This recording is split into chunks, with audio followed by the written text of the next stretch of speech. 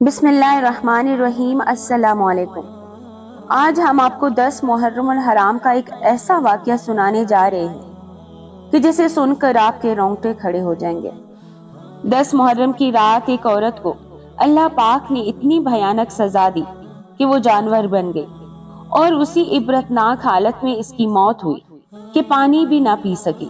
ایسا کون سا اس عورت نے گناہ کیا کہ جس کو اتنی عبرتناک سزا ملی؟ میری گزارش یہی ہے کہ 10 محرم سے پہلے سب بچے، عورتیں، مرد حضرات یہ ویڈیو لازمی دیں اور ثواب کی نیت سے اس ویڈیو کو شیئر کیجیے گا۔ کہا جاتا ہے کہ جو ایک لڑکی اپنے ماں باپ کی اکلوتی اولاد تھی، اس کے والدین آل رسول کے چاہنے والے تھے، اور جب محرم کا مہینہ آتا تو اس کے گھر میں پہلی تاریخ سے ہی عبادتوں کا اہتمام کیا جاتا، روزے رکھے جاتے اور اہل بیت اکرام روزے رکھے جاتے اور اہل بیت شہدائے کربلا کے ایصال و ثواب کے لیے کھانے بھی بانٹے جاتے، شربت پلائے جاتے، غریبوں کو صدقہ خیرات کیا جاتا۔ غرض کے جو کام اہل بیت اکرام کر گئے اسی نیک کام کو اس گھر والے بہت ہی احترام سے کرتے، لیکن وہ لڑکی ان سب چیزوں کو نہیں مانتی تھی۔ لیکن اس کے والد جو کہ بہت سخت تھے اور بہت عبادت گزار تھے، اس لیے وہ کچھ کہہ نہیں سکتی تھی اور خاموشی سے نہ چاہتے ہوئے بھی یہ کام اسے کرنا پڑتے تھے۔ جب وہ جوان ہوئی تو بے روا کا شکار ہو گئی اور ایک لڑکے سے اس کی دوستی ہو گئی۔ وہ لڑکا اس کو غلط کام کی طرف لگاتا اور وہ شیطانی راستے پر چلتی جا رہی تھی۔ ایک بار کی بات ہے، یہ محرم کا مہینہ بہت ہی معتبر مہینہ تھا۔ اس کے والد گرامی نے کہہ دیا کہ دیکھو، گھر میں لنگر کا انتظام ہونا چاہیے، کھانا پینا کھلاؤ اور خوب صدقہ و خیرات کرو۔ اپنی بیوی کے ساتھ ساتھ انہوں نے اپنی بیٹی کو بھی سمجھایا کہ تم بڑی ہو گئی ہو اور اہل بیت کی محبت تمہارے دل میں ہونی چاہیے، یہ ایمان کا لازمی حصہ ہے، اس لیے عبادت کرو، روزے رکھو، نفل پڑھو، ذکر کرو اور صدقہ خیرات کرو۔ جو کام اچھے کر سکتی ہو وہی کرو، برا کام نہیں کرنا، کیونکہ یہ محرم کا مہینہ ہے۔ بیٹا، اس محرم کے مہینے میں ایک گناہ کا عذاب کئی گنا زیادہ ملتا ہے۔ انہوں نے اس بار سختی سے اسے تاکید کی تھی۔ اس نے جھوٹ کہہ دیا کہ ہاں ابا جان، میں سب کروں گی اور امی کا ساتھ دوں گی۔ جس جگہ وہ رہ رہے تھے اس جگہ 9 محرم کی رات ایک بڑا سا میلہ لگتا تھا۔ یہ 9 محرم کا دن تھا۔ اس کے عاشق نے اسے کہا کہ میں تم سے ملنا چاہتا ہوں۔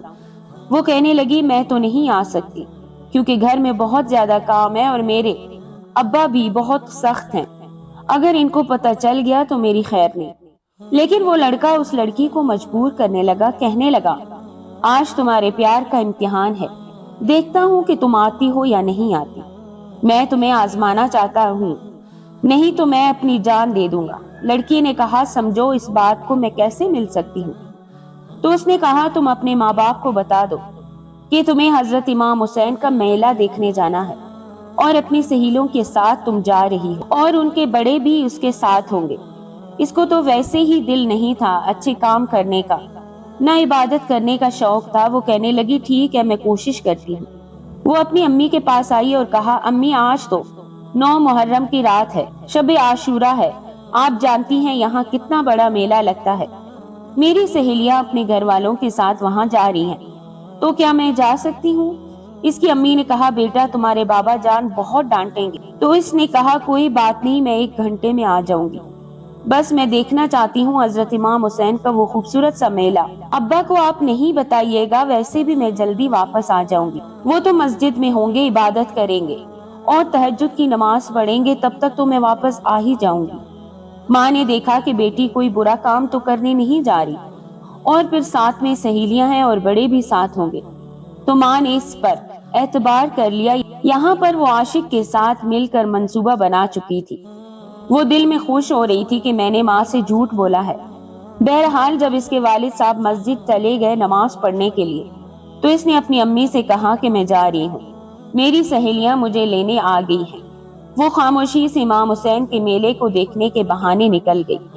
وہاں پر بہت رونق ہو رہی تھی۔ اس کا عاشق وہیں کھڑا ہوا تھا، اس کا انتظار کر رہا تھا۔ اس غیر محرم لڑکے کے ساتھ وہ باہر نکل آئی اور وہ اسے لے کر میلے میں نہیں گیا تھا، نہ ہی کسی اچھی جگہ گیا، بلکہ اپنے گھر آ گیا جہاں پر اس کے بڑے موجود نہیں تھے اور گھر پورا خالی تھا۔ اس لڑکے نے اسے گناہ کی دعوت دی اور وہ بھی منع نہ کر سکی۔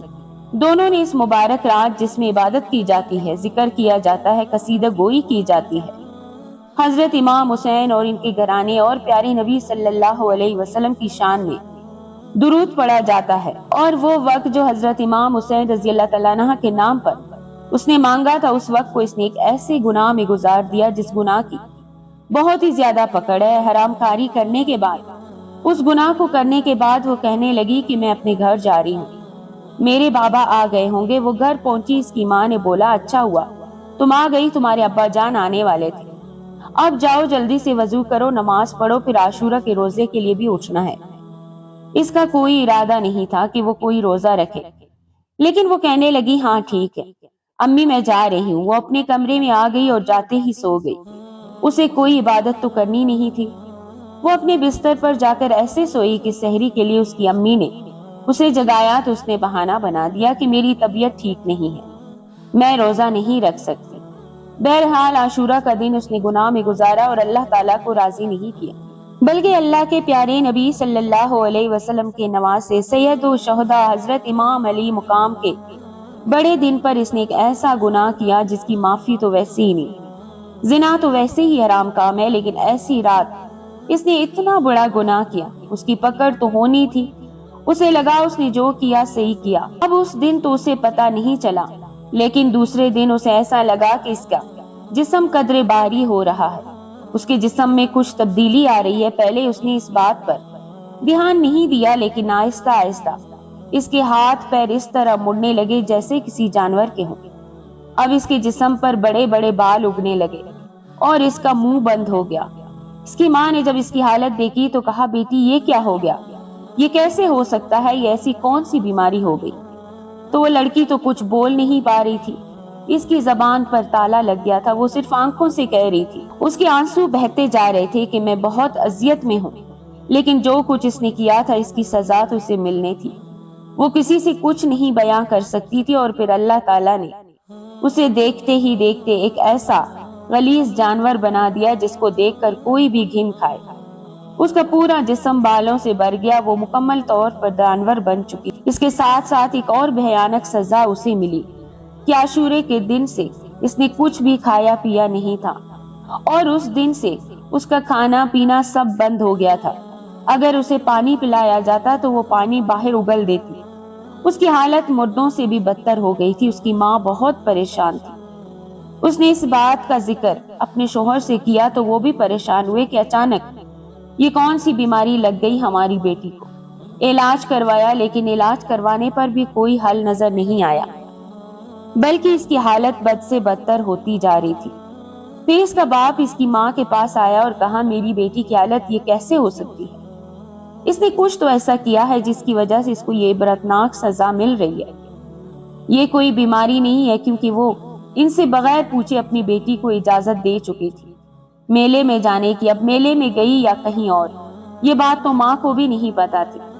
شوہر کو یہ بات نہیں بتائی تھی، لیکن جب شوہر نے سختی سے پوچھا کہ مجھے بتاؤ اس نے کیا کیا ہے کہ اس کی ایسی حالت ہو گئی، تو ماں نے کہا مجھے نہیں پتا، لیکن 10 محرم کی رات جب آپ نماز پڑھنے کے لیے مسجد گئے ہوئے تھے اور آپ وہیں پر عبادت کر رہے تھے، تو اس دن میری بیٹی نے مجھے کہا کہ میں نے حضرت امام حسین کے میلے کو دیکھنے جانا ہے جو یہاں پر لگتا ہے۔ وہ اپنی دوستوں کے ساتھ جا رہی تھی اور دوستوں کے ساتھ ان کے بڑے بھی جا رہے تھے، تو میں نے کہہ دیا اچھا چلی جاؤ، 1 گھنٹے میں آ جانا۔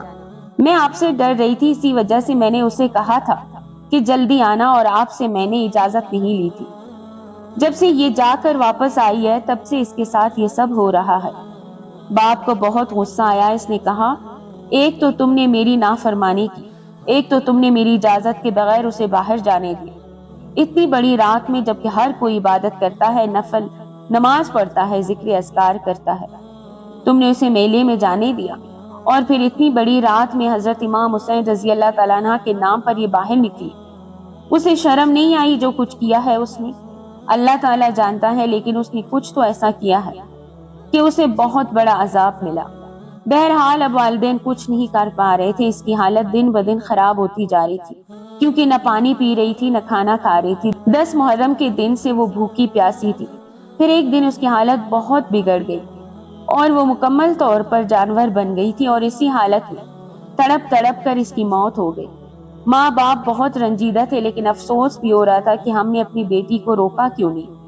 ایک رات اس کی ماں نے خواب میں دیکھا کہ اس کی بیٹی مسلسل رو رہی ہے، کہہ رہی ہے میری قبر میں آگ جل رہی ہے اور بار بار کہتی ہے کہ ماں مجھے معاف کر دو، مجھے بچا لو، میں نے بہت بڑا گناہ کیا ہے، آپ میرے لیے دعا کرو کہ میں اس عذاب سے نجات پالوں۔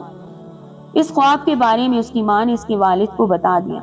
ماں کی بات سن کر والد کو بہت دکھ ہوا اور وہ سیدھا مولوی صاحب کے پاس آیا اور کہا مولوی صاحب آپ مراقبہ کریں اور دیکھیں کہ میری بیٹی کو آخر قبر میں عذاب کیوں مل رہا ہے اور دنیا میں بھی وہ کیوں تڑپ تڑپ کر جانور بن گئی تھی۔ مولوی صاحب نے دعا کی اور پھر مراقبہ کیا۔ جب مراقبہ کیا تو دیکھا کہ وہ قبر کی آگ میں جل رہی ہے۔ جب اس سے پوچھا گیا کہ لڑکی تو نے اس رات کیا کیا تھا کہ تیرے اوپر اتنا بڑا عذاب آیا، اس لڑکی نے کہا میں نے اس رات زناکاری کی تھی، بدکاری کی تھی اور میں امام حسین کے نام پر اپنے گھر سے باہر نکلی تھی اور میں نے اس رات جس رات عبادت کی جاتی ہے گناہ عظیم کر دیا، زنا کیا۔ اللہ تعالیٰ مجھ سے اتنا ناراض ہوا کہ اس نے مجھے بھیانک اور غلیظ جانور بنا دیا اور میرے لیے دعا کری، اللہ تعالیٰ مجھے بخش دے۔ میں اہل بیت سے بغض رکھتی تھی، میں نہیں مانتی تھی یہ سب، اور اللہ تعالیٰ نے مجھے ایسی سزا دی کہ میں قیامت تک اس سزا میں رہوں گی، عذاب میں رہوں گی۔ میرے لیے دعا کریں کہ اللہ تعالیٰ مجھے معاف کر دے۔ لیکن اسے معافی کیسے ملتی؟ اس نے تو اس آگ میں جلنا ہی تھا، کیونکہ اس نے ایک ایسی ہستی کے نام پر گناہ کبیرہ کیا جس ہستی نے نانا کے دین کو بچانے کے لیے قربانیاں دی۔ پیارے دوستو، اللہ پاک ہم سب کو ان باتوں پر عمل کرنے کی توفیق عطا فرمائے، آمین ثم آمین۔